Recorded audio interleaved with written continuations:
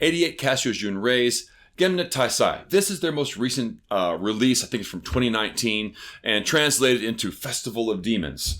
And I think that musically speaking, this is definitely their most mature work that I've heard from them so far. It preserves all that energy and the rawness of their earlier albums, but with a little more polish and a little more memorability. As with all their previous albums, of course, Gemna Taisai has amazing musicianship on it. Again, it's one of the things that I really look for in a lot of my music. Clearly, I like to bring that up. And man, 88Kasyo Junrei's got that in spades. All three of the members of this band are fantastic players and also very idiosyncratic. You know, the guitar player is very much like in this sort of Steve Vai, Eddie Van Halen style of playing. The drummer's very straightforward, rock drummer. Bass player's kind of funky, and they have these different angles that they come at that really allows their music to be very idiosyncratic and identifiably them, even down to the playing of the instruments from one person to the next. Now, I've got to say, of all the 88Kasyo Junrei's I've gotten so far the last few years, none of them have really stuck with me, and part of that is, of course, partially due to the language barrier. And this is made very much more difficult by the fact that 88Kasyo Junrei is an independent Japanese band who are unapologetically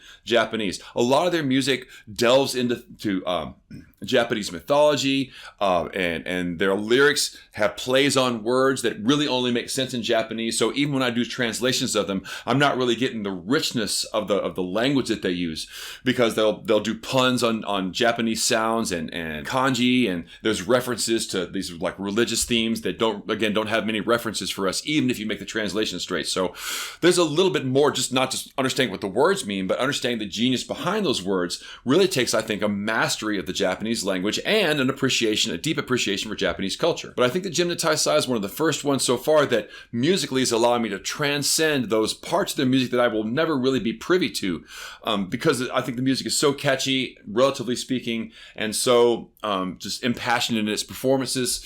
It sells really super well in this album, more so I think even on their previous albums. So if you're a person who's curious about this group, this is a really great place to start.